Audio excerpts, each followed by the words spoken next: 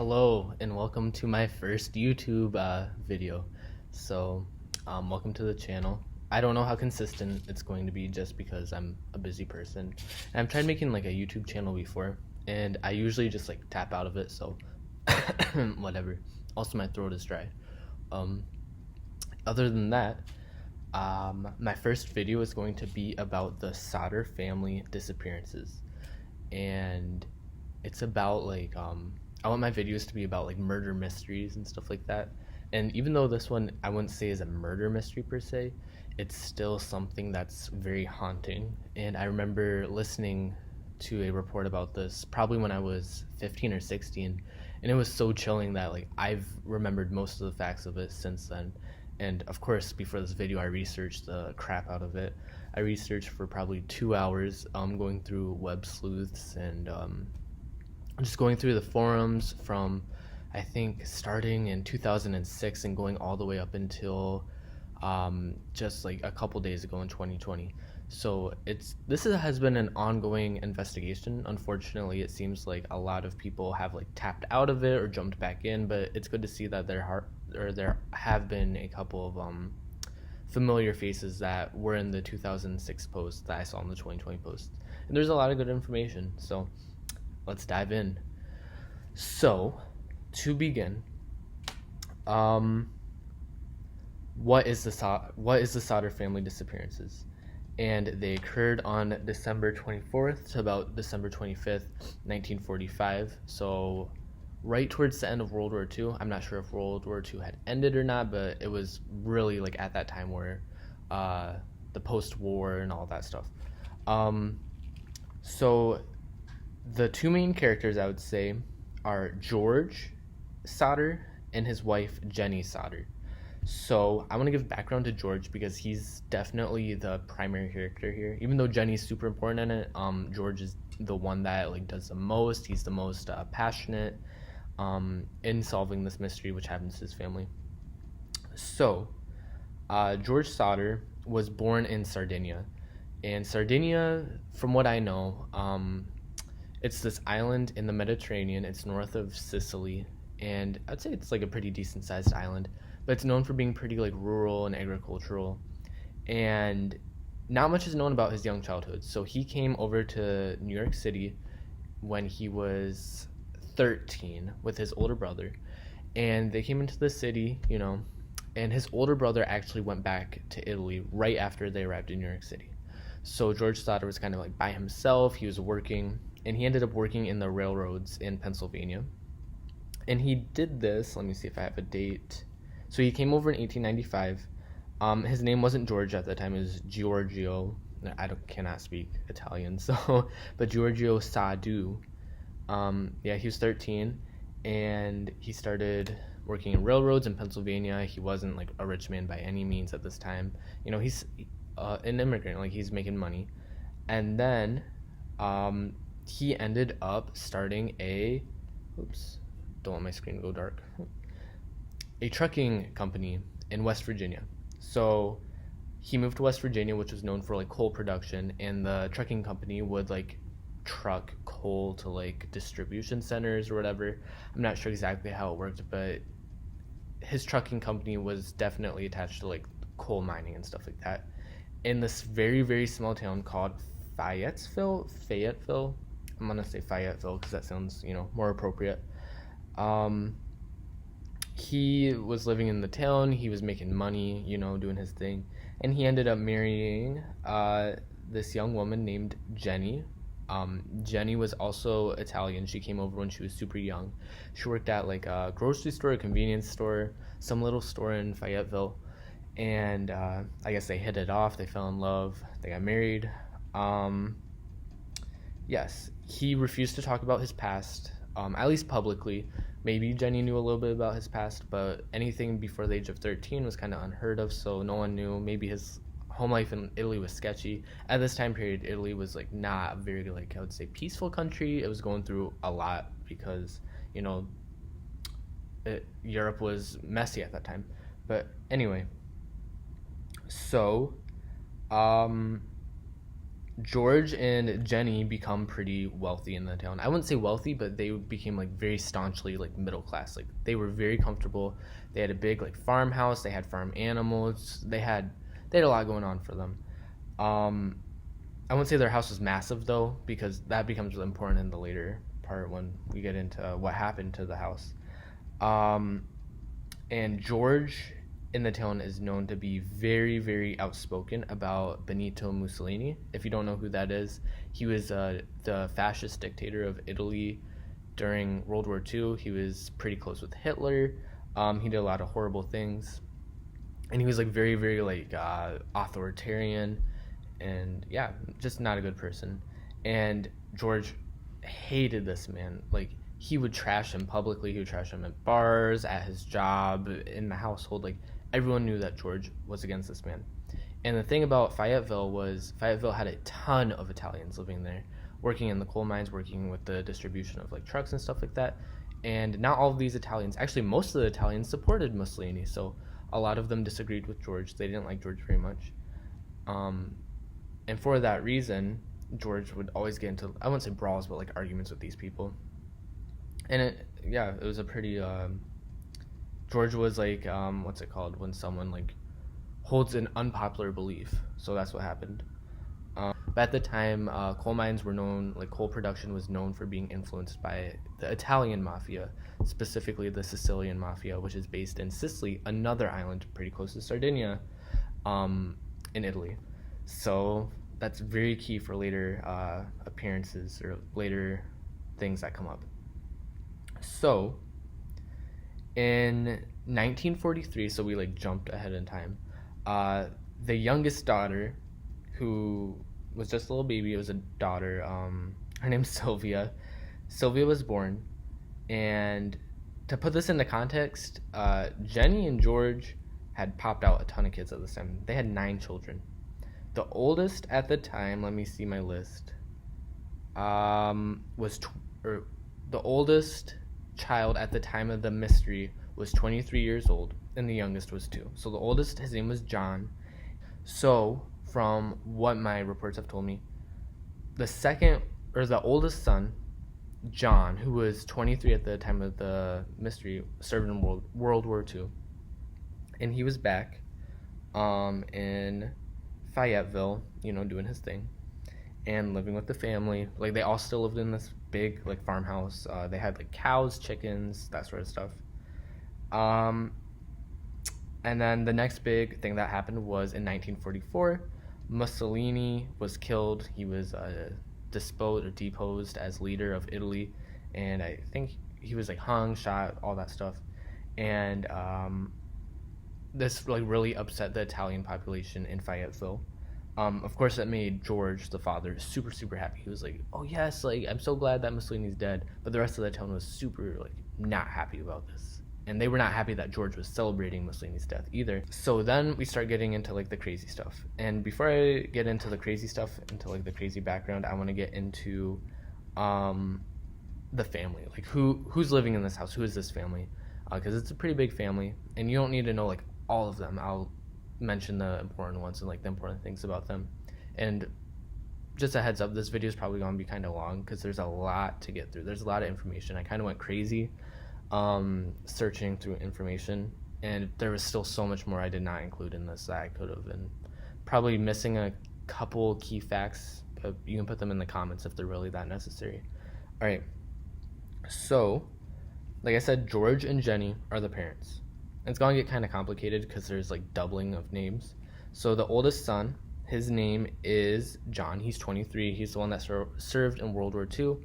And to kind of paint a picture, George and Jenny sleep together in the same room. Well, usually they sleep together in the same room. I'm sorry that I'm going back, but there were like differing reports. But yeah, they had like the parents' bedroom, and then there's a crib in the bedroom, as was typical during this time period, and still kind of is today, where Sylvia, like the little 2-year-old baby, slept, which I already mentioned her before, so you should kind of know who she is. At the time, she was 2 years old during the actual like disappearance, which happened in 1945. So then there's, I said, John. There's George Jr.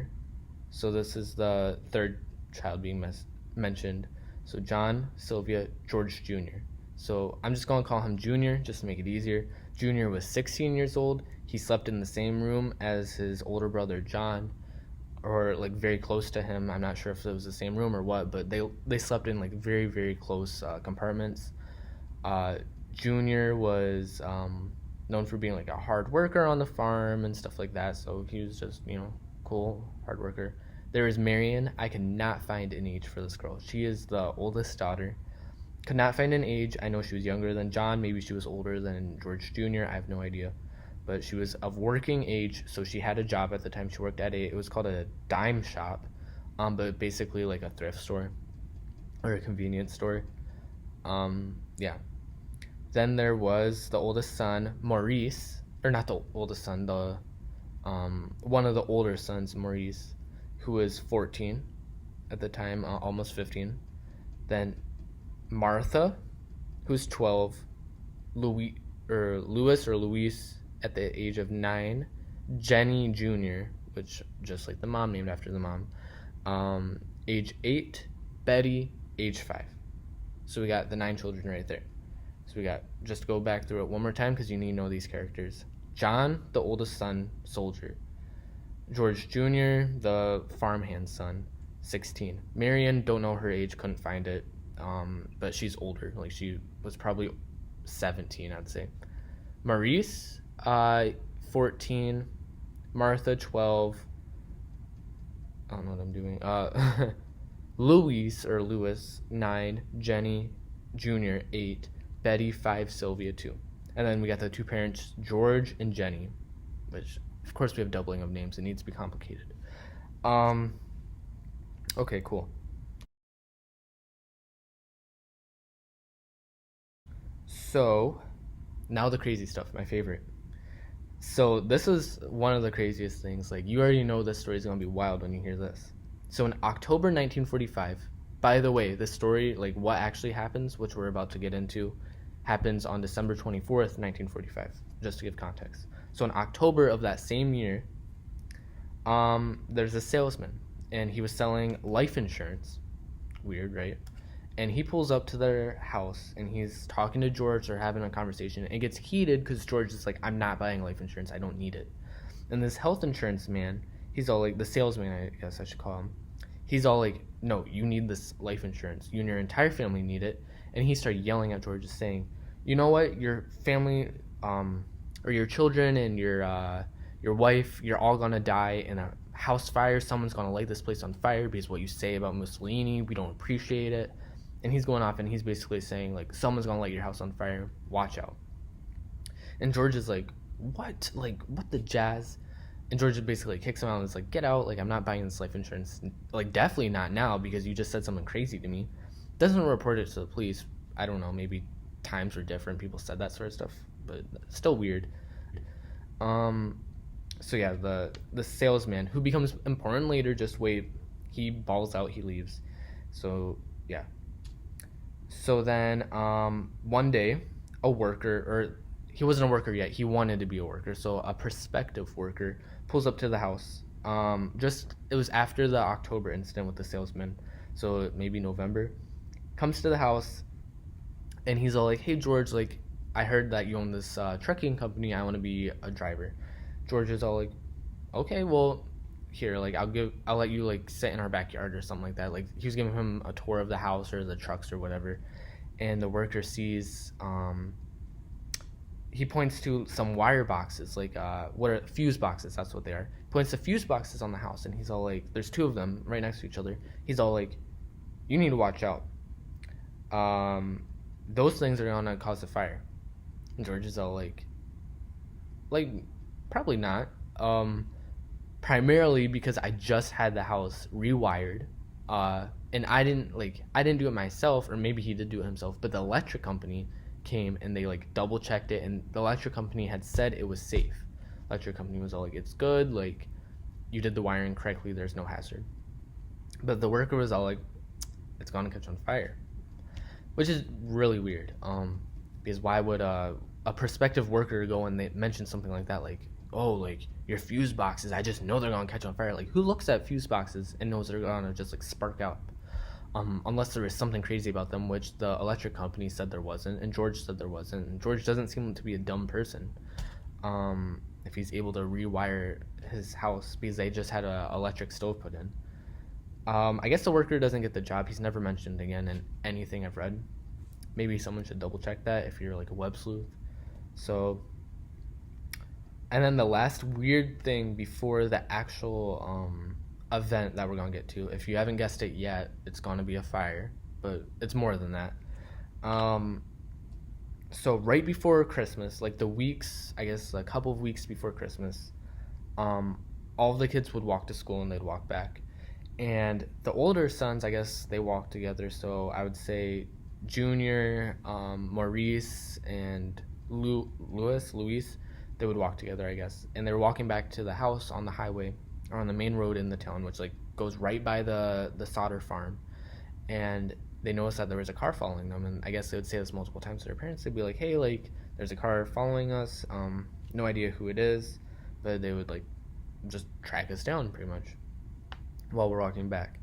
And the family, or the parents, just thought nothing of it. They were probably like, whatever, like, what are you going to do about it? I think today would probably be different, but back then, that sort of stuff was more normal. All right, so this is the night of the incident. So it's December 24th, which is Christmas Eve. So there's some hair on my laptop. So Christmas Eve in the Sodder house, and everyone's home. John is back from war, so I guess it was after the war. He's back. He's really tired. It was really stressful. So he's, I think, the first one to sleep, or one of the first ones to sleep. He's up in his bed. The rest of the family's just like talking around, having a nice time. I think George, like the father George, and George Jr., they go into the backyard and they're like feeding the cows and the chickens, and it's a farm, they're doing work, they can't just take a break and like let all the animals starve. So then Marion heads out to work. She works pretty much the entire day on the 24th, and she comes home, and with her she brings toys. So she brings toys for all of her younger sisters except for Sylvia, because Sylvia's a baby. She brings Martha, Jenny, and Betty toys, and this is all at 9 p.m. And she's all like, yeah, like, play with the toys, it's totally fine. So all the girls are like staying up later than usual, because the girls would be in bed at this time, and they're all playing around with the toys. And at this time they didn't have a Christmas tree set up because because they weren't sure if John was going to be back from war yet. He ended up being back from war, but they felt like it was like rude to like put up a Christmas tree, or I guess they wanted to respect him in some way. But they did put up lights, so there were lights like inside the house, I do believe, and outside the house as well. So it was pretty festive. And Mother Jenny is pretty tired, and she's all like, you know what, like, I'm gonna go to bed, I'm gonna put the baby to bed. So at about 10 p.m. Jenny goes and she tells the 3 young girls who are playing downstairs, like in the living room area or whatever, so picture like a living room, and Jenny's down there, and she's all like, all right, like, I'm gonna go to bed with the baby, y'all can like play with your toys because they're brand new. You just need to like let your older sister watch you, Marion watch you. But Marion was all like, you know what, I'm tired, I'm probably gonna knock out on this couch. So then Mother Jenny was all like, okay, well, have your older brothers, the 2 older brothers, Maurice and Louis, watch you, and as long as they're awake, you guys can stay up. And then she told Maurice and Louis, she's all like, you guys need to go feed the chickens and the cows and lock them all up in their cages or their pens, whatever they're living in, and then go to bed at a reasonable time. And then everyone's all like, okay, cool, fine. So Jenny goes upstairs to sleep at 10 p.m. like I said, and she brings Sylvia with her, and she notices that Father George and both of the older boys are asleep. They're all tired. They were working all day, they're doing a lot. So it's Marion and her, how many siblings? Her 4 little siblings downstairs in the living room. And just for context, I should have mentioned this earlier, I know, but all of the youngest kids sleep in the attic. So I guess there's 3 stories. So first story, it's like living room, kitchen, all that stuff. And that's where Marion is, and she's sleeping on the couch, and all the little kids on the first floor. Second floor is the parents and the 2 older brothers.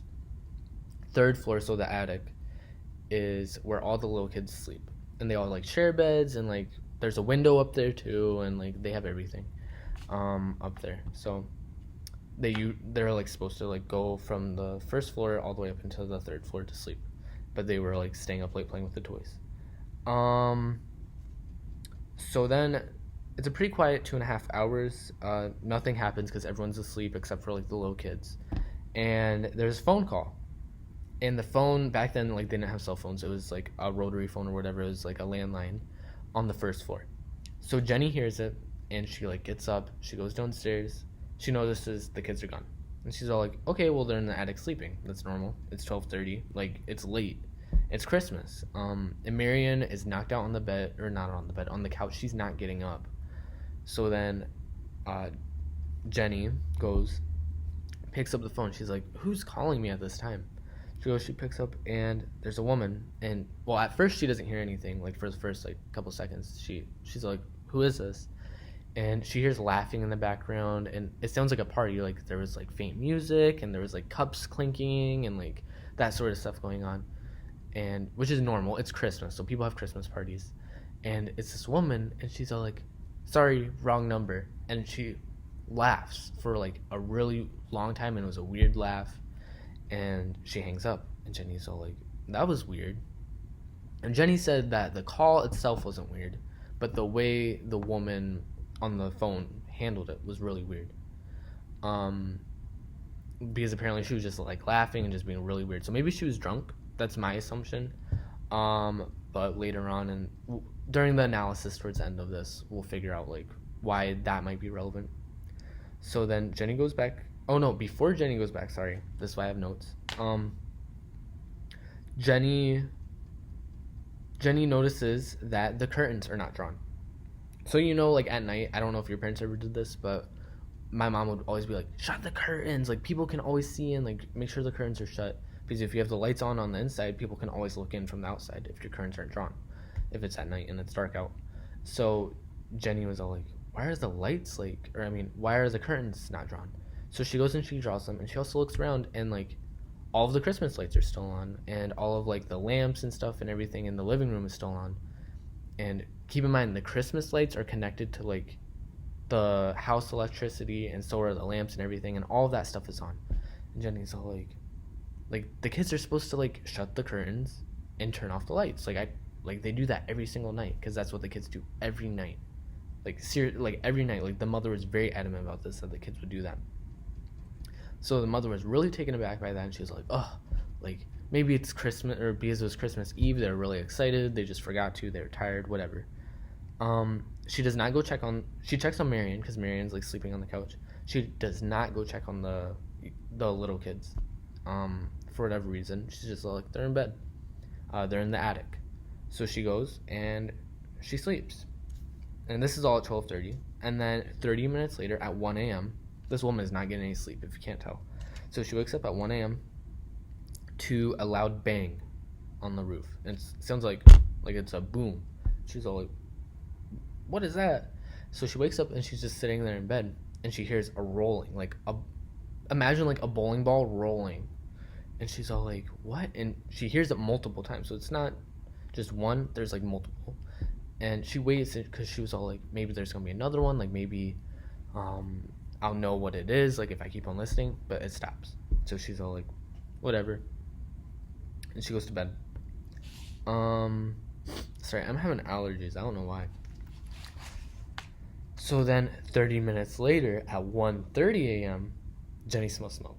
And I guess this was the point everyone was waiting for. It took you 26, well, I don't know what the time will be after I edit it, but at this point it's 26 minutes of me talking. We finally get to the fire that everyone was expecting. So Jenny smells the smoke, and she gets up, and she's all like, someone's on fire. Like, she's freaking out. The house is made out of wood. It's all made out of timber. And she like runs into where she smells the smoke from. It's from this room that was converted into an office. It's all on fire. And like, this is not like the start of a fire, like this had been a fire going on. Keen note, she tells the fire marshals that she's like, later on, before I forget to mention this later, she mentions that the fire she saw was descending, not ascending. So I guess like in terms of fire, like if it was behind me, an ascending fire means that it would be like going up, and it would be started like lower on like the ground level.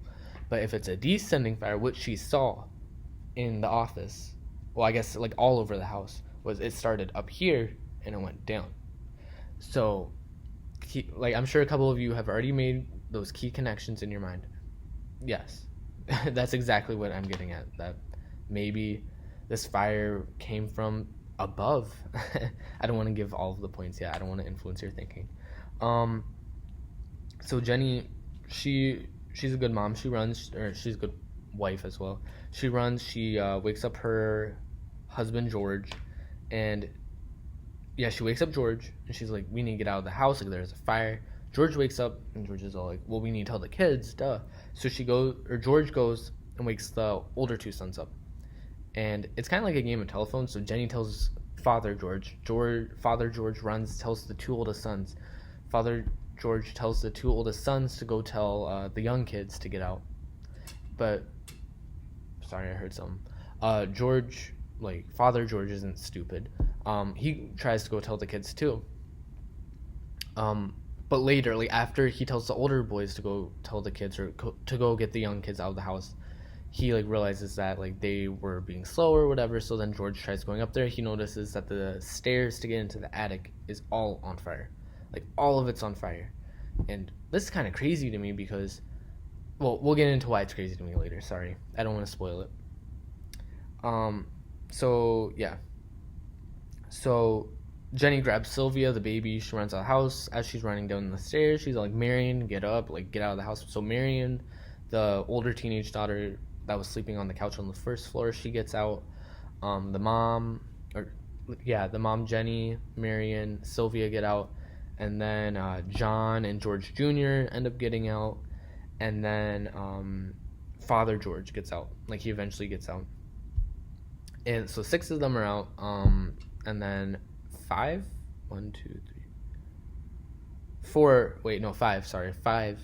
The 5 youngest kids, minus Sylvia, are still up in that attic. No one knows what's going on with them.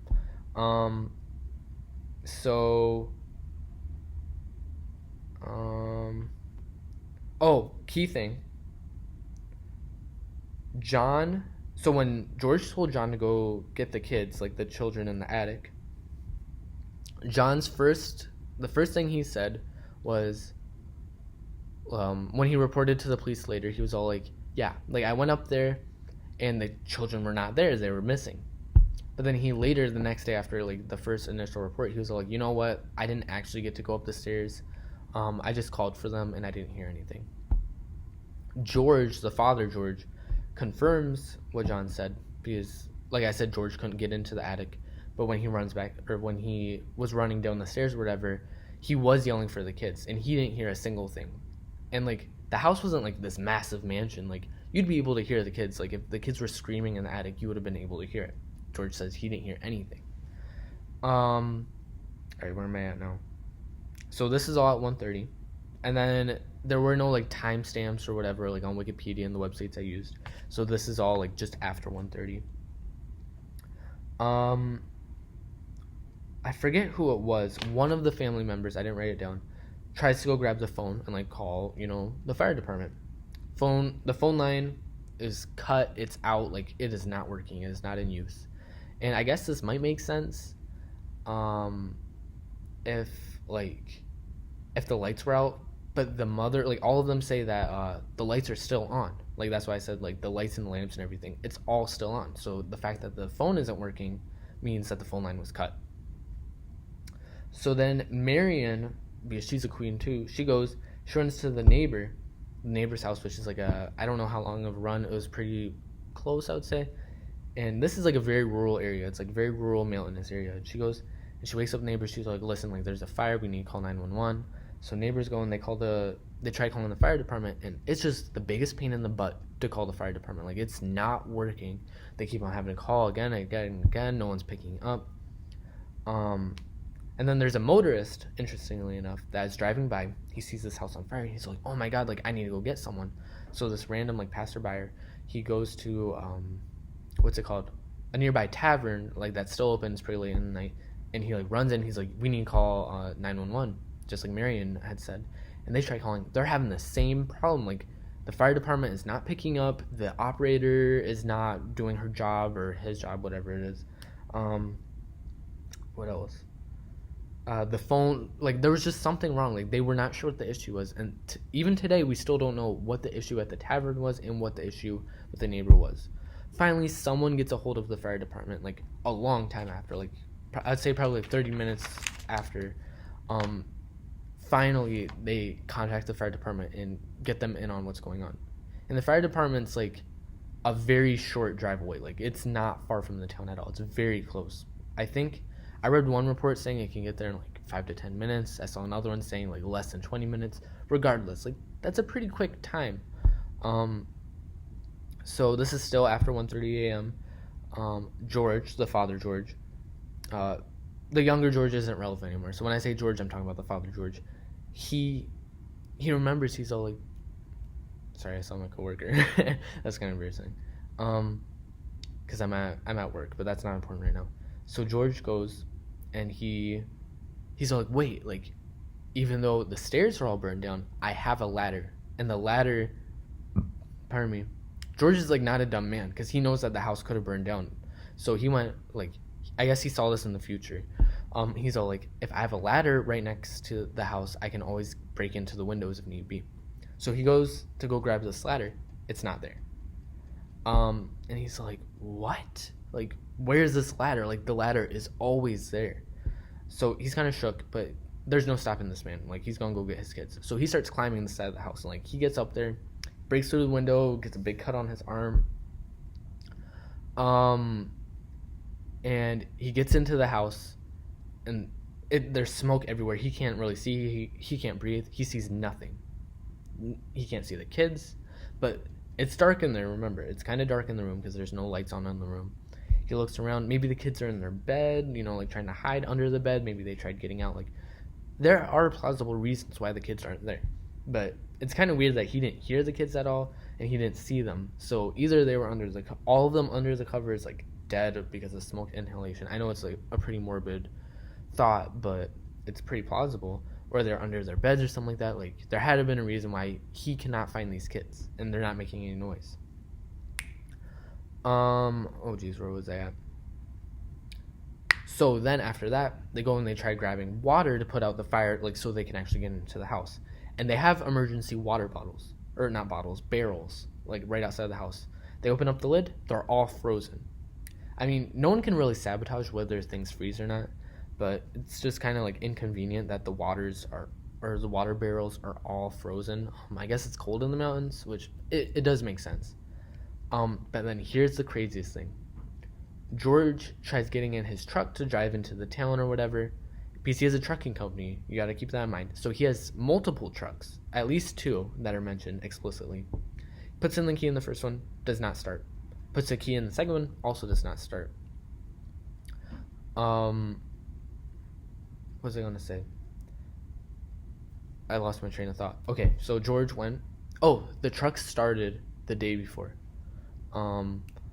I'm seeing all my coworkers. So the trucks were, like, they had started the day before. And so George was all like, this is weird. Like, my trucks are nice. Like, they're new. They're, like, working trucks. So they're meant to, you know, like, start up.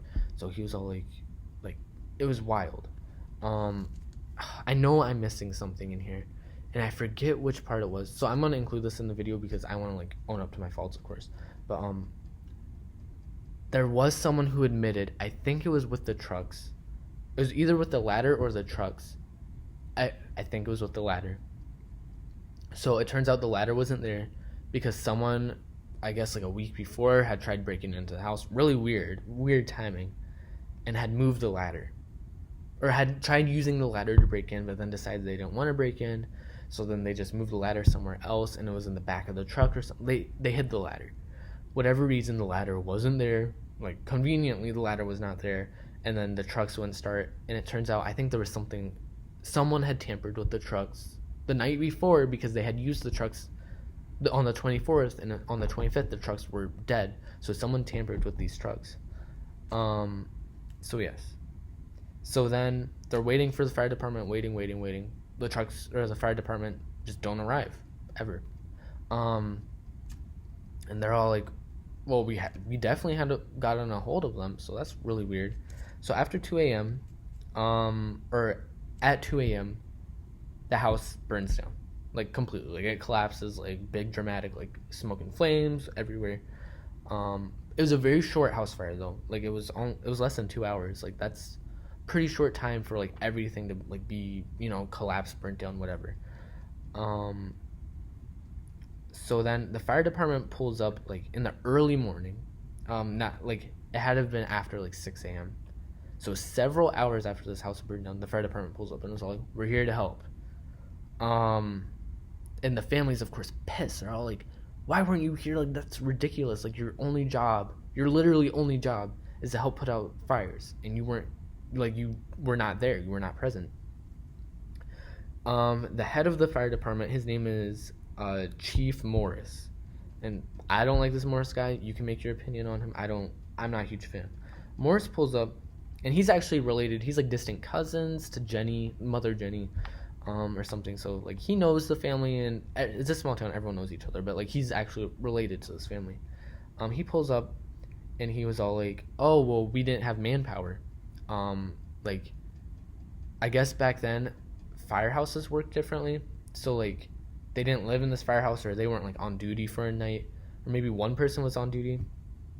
But Morris, I think it was Morris that was on duty that night. He was the one that received the phone call, and he is somehow the chief of the fire department, or whoever picked it up worked at this fire department. They did not know how to drive a fire truck. Think about that.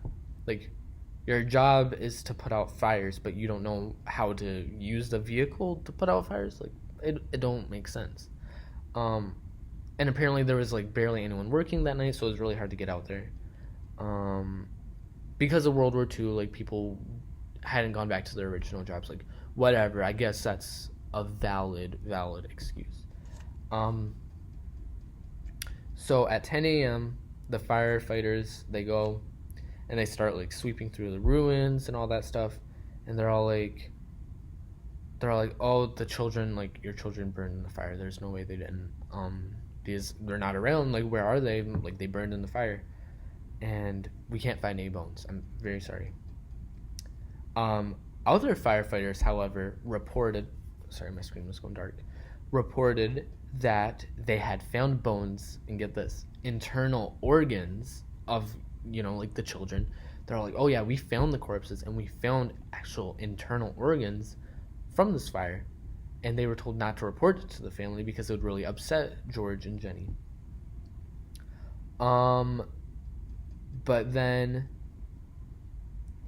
But then there was other firefighters that like made the claim, like agreed with Morris, and were like, "We did not see anything. There was no internal organs. There was nothing." Like what he says is absolutely right. And then Morris says the house fire was hot enough to incinerate bodies, so maybe that's why there wasn't any bones. Like that's what Morris says. This logic probably won't hold up. And I'll tell you why. And interestingly enough, Morris does write in his notes.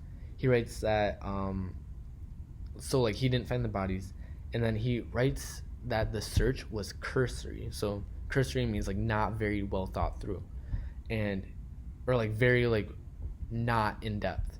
And all the firefighters agreed that like them searching through the ash was probably still really hot at the time, was not like very high quality. Like they did a pretty bad job.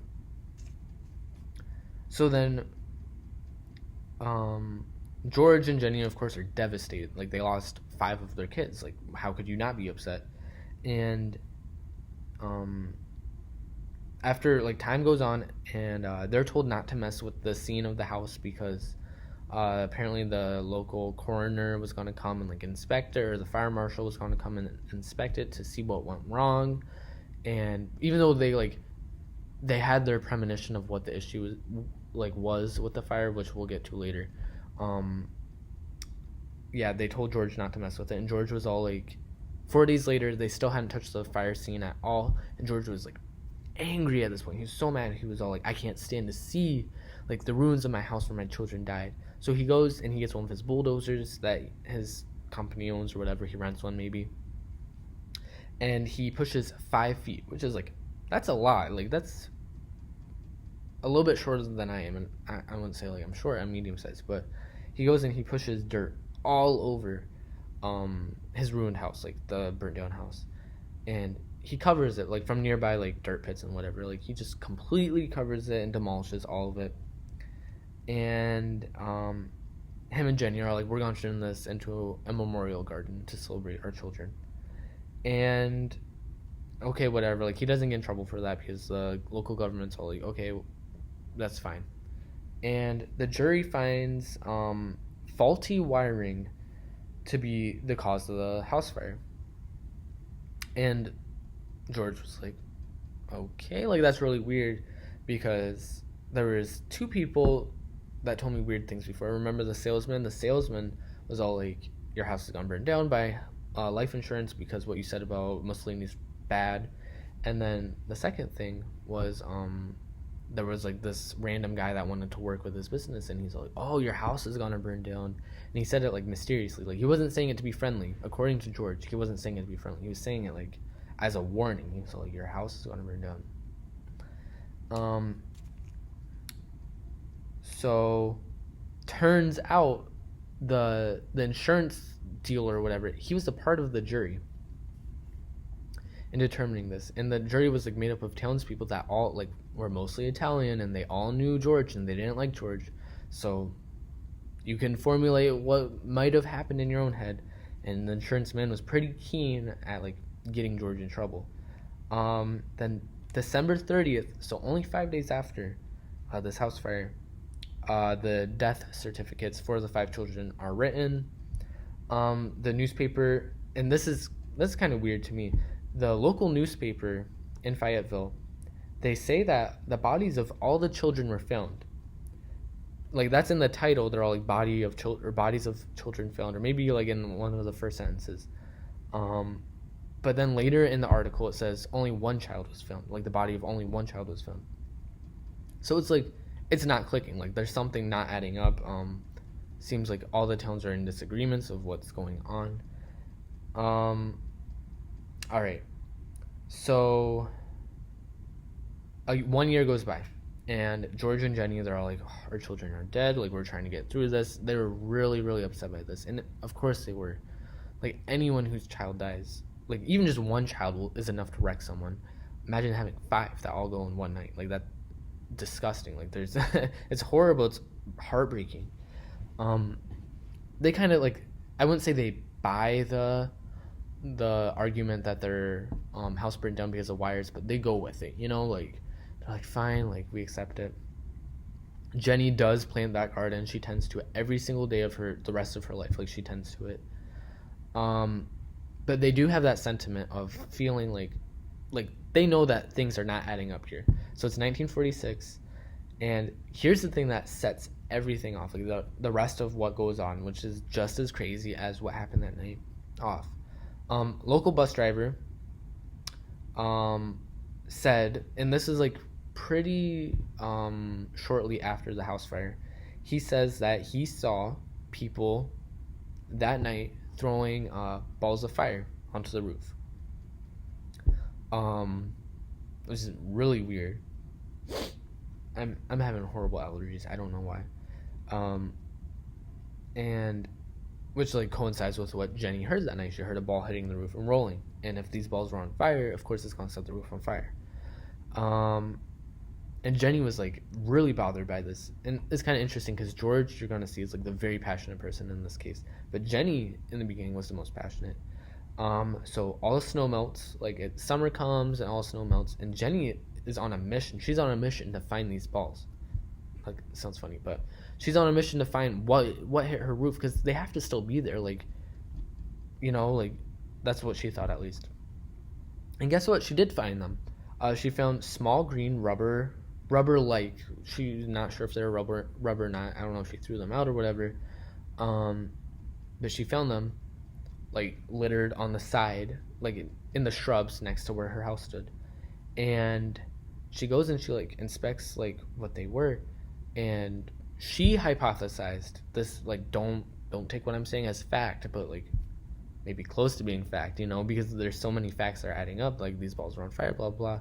They were probably dipped in something flammable like gasoline, kerosene, whatever, lit on fire and thrown. And this is actually a tactic used by the American military.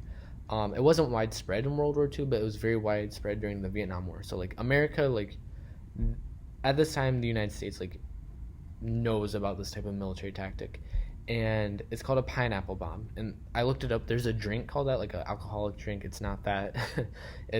They're like these bombs, and they look really weird. They look like pineapples, and you throw them up, but they're made out of like rubber or like other materials. I'm not sure what other materials. I think there's a metal one that I saw.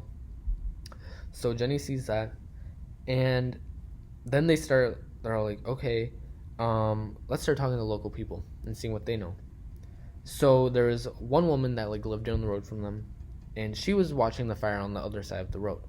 So like the family was like right in front of their house. She was on the other side of the road, or no, I think she was behind the house. She was by the road, by the house. Doesn't matter. All that matters is that there's a woman, lives in the local area, by the road. So she's standing there, and she knows the family, like she's aware of the family. She sees a car drive by, and she sees one of the kids stick their head out the window. One of the kids is one of the children that died in the house. Isn't that crazy? Then right after this woman number one tells them what went on, like she was like, I saw your dead kids. Woman number two at a nearby rest stop says that she was like looking out the window, and she was a waitress at this restaurant at this rest stop, and she sees that there's a car with a Florida license plate. She's all like, Florida? Like, who's coming from Florida? Like, that's weird. And she's serving this family, and it's a family with I'm not sure like the demographics of like who's with them, but of 5 Italian children, and she adamantly says it was those children that she saw, because they had photographs of the children. She was like, I saw those kids, and they were with adults at this restaurant. She served them breakfast, and this rest stop was, I think it was halfway to Charleston, which is the capital of West Virginia, Charleston will be like relevant later in the story. Like I have more evidence of what happens there. So then after hearing the bus driver who says he saw the fireballs, the woman who said she saw the children in the car driving away, and then the woman who said that she saw the kids eating breakfast at her restaurant, the family, the parents, George and Jenny, they call this private investigator named C.C. Tinsley, kind of a funny name. And Tinsley's like very passionate about this case as well. He's from a nearby town, and he's the one that discovered that the life insurance guy was on that jury that decided it was a faulty wiring thing. And then he also discovers that, I think it was from a note or something like that, that Chief Morris, the fire department guy, that was already sketchy, said that he found a heart, like a human heart, in the rubble, and he took it, put it into a like a tin can or something like that, like a metal can, and buried it. Really weird. Isn't that weird? Like, when I read that, I was like, yuck. Like, number one, nasty. Number two, like, weird. So Tinsley goes and he finds out that Morris is like the super religious dude and goes to the Catholic church. So Tinsley goes to the church, talks to the priest. The priest corroborates, like agrees with, like was all like, yep, that Morris guy, he came in during confession. He said that he took a heart and he put it into a chest and he buried it. So then Tinsley's like, show me the heart. Like, him, George, and Jenny, they're all like, Morris, you need to show us where this heart is. Like, that is weird. We're going to get it tested. We're going to see if it's actually one of the children's, like, heart. Because, like, if it was one of their hearts, like, in the rubble, that means they died in the fire. And, like, okay, they can have solace. Like, their children actually passed away. Even though it's horrible, like, they can be at peace. Turns out that when they brought the heart to, I believe it was the mortician looks at it, tests it. He's all like, this isn't even a heart. This is beef liver, like from a cow. And yeah, and he was all like, why would you do this? And they were all so mad at this Morris guy. They're like, why would you take like a beef liver, put it into a can, and like bury it, and then say, oh yes, I found a child's heart? Like, that's so weird. And Morris was all like, I did that. Like, he knew it was a liver. He bought it from a store or whatever, and he wanted this elaborate plan, or no, he wanted George and Jenny to like hopefully stumble upon it one day, because he buried it right by the site of the house, and he wanted them to open it and like think that one of the children died and that someone found a heart and put it in. It was really weird. It was a horrible explanation. I have no idea why he would do that. But it just shows that Morris like is not a trustable person. That's pretty much what that demonstrates. So next big thing is 3 years after that. So they're doing this big investigation. 1949. There's a picture in a journal. This is kind of weird on George's case. George opens like this journal, and there's a picture of a ballerina, or a group of young ballerinas in New York City. He sees one of the ballerinas. He's like, that's my daughter, Betty, which is the 5-year-old. He's like, that's definitely her 100%. So he drives to New York City, and he like contacts the family. Like, he finds the family of Betty, like who she's living with. And he's like, you have my daughter. That is definitely my daughter. This probably made George look crazy, because everyone was all like, yeah, that girl looks like your daughter, but it's not your daughter. Because like we've known that family forever. Like, everyone basically agrees with the fact that that is not Betty.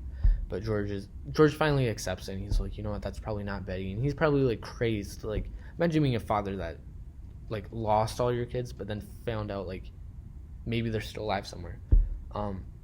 But that kind of showed like the town that like he was crazy, which maybe to an extent he was a little bit crazy in that case. But that was the first like big lead he had, or like the lead that he pursued himself. So then he contacts the FBI and says, listen, like the local government, they did a really, really bad job at investigating this. And he contacts Herbert Hoover, who I'm not a big fan of historically. And I can't speak. Herbert Hoover, head of the FBI, says that the police did a good job. He was basically like, your local government solved the case. Like, your kids died in a fire caused by the faulty wires. Like, there's nothing to worry about. If your local authorities are having an issue with this, they'll contact me. Like, it's not your job to contact me. So George wasn't very happy about that. And then he goes to Washington, D.C., and he contacts a pathologist. And he's all like, I need you to search this memorial garden and just help me find bones. Like, there has to be something from my family. Like, if they died, it's going to be in this garden. So they spent a long time. It was like a pretty long time, and they searched that entire garden. They don't like dig everything up, but like they go pretty far down, and they hit a very large chunk. And he finds multiple vertebrae, so like the parts of your spine. He finds multiple of them, and it looks like the kids died, right? Because they found like some sort of bone, even though it wasn't like anything large, like a skull or like a femur or something. It was just a tiny vertebrae. They're all like, look, like we found bones. George isn't dumb though. Like, he's all like, we're gonna get these vertebrae tested. Sends them in, and the vertebrae, it looked like the vertebrae were the size of someone aged about 16 or 18 to 22.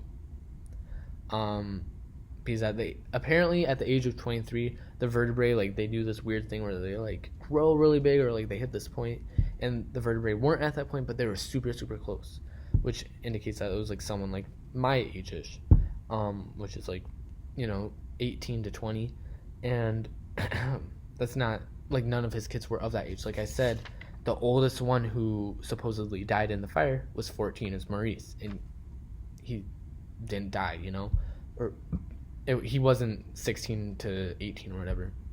Pardon me, by the way, that was gross. So they explain the situation to the people, and to the people that like investigated the vertebrae, which I think was the Smithsonian Institute in Washington, D.C., which is like the largest institute that would study this sort of stuff at the time. And they're all like, you know what, like, it's really, really, really, really unlikely that that vertebrae belonged to a 14-year-old, but it can happen. It's really rare. But maybe your son had like a special, spine. Like, that sounds funny, but like that's kind of what they said. They're all like, maybe, but probably not. Um, and George was all like, well, okay, well, why didn't we find any like other bones? Like, would there be any teeth or something? And the Smithsonian Institute said, absolutely. Like, there should have been entire skeletons, because house fires, like, it takes a lot to burn bones. And like, this is probably the most astounding fact to me, that says that the children did not die in the fire. Because in like everything online I've been seeing, like, whenever I go to a forum, someone, like, there's always one person that posts like, oh, like, the children definitely died in it, like the house fire just like burnt the bones. But bones don't burn like that. Like, when you get someone cremated, they're put into like an incinerator that is way hotter than a house fire could ever be, and it's put in there for like hours on end. And George and Jenny research this, and they know that.